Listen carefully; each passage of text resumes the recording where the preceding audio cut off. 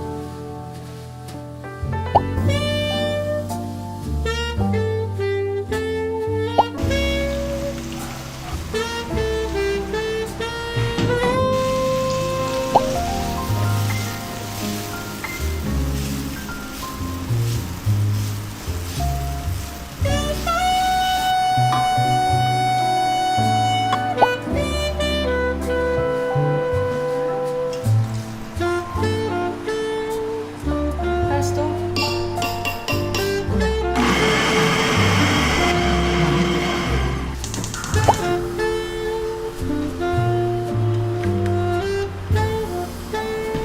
Sa moment na to, wala pa siyang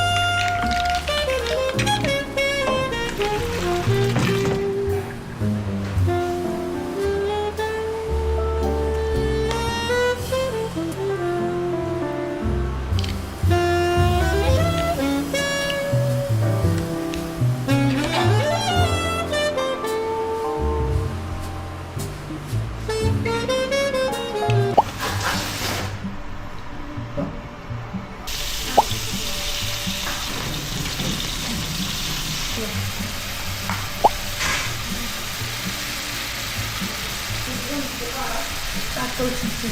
Oh, babi!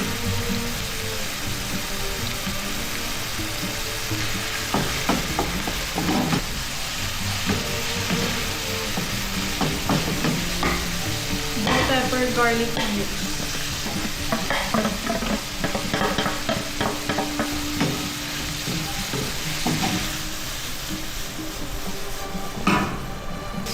Half or 1/4. Pwede na yun.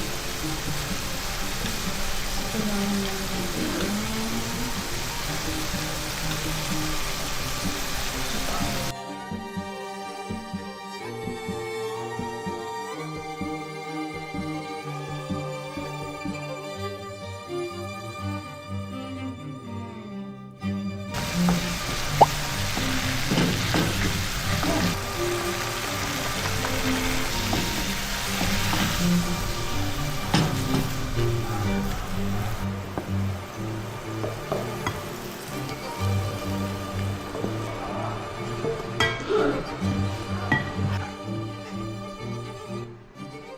Ngayon, sa same pan, ilalagay natin dito yung pita, tapos i-toast natin siya.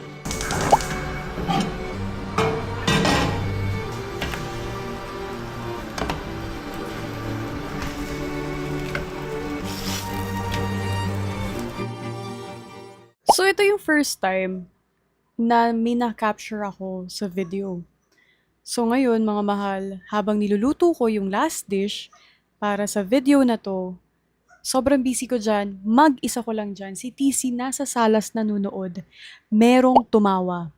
Hindi ko siya narinig personally, pero na-capture siya sa video.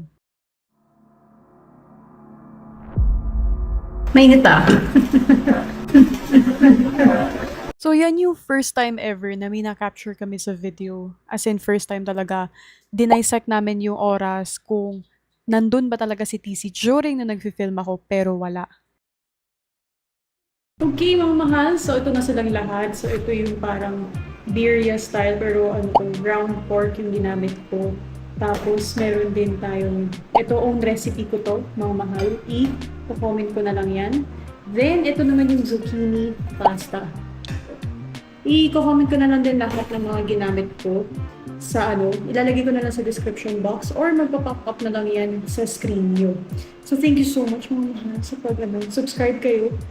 And, yun, share nyo to sa mga friends nyo na sa mga gustong magluto-luto, di ba, mag-try-try. Bye mga mahal, maraming salamat.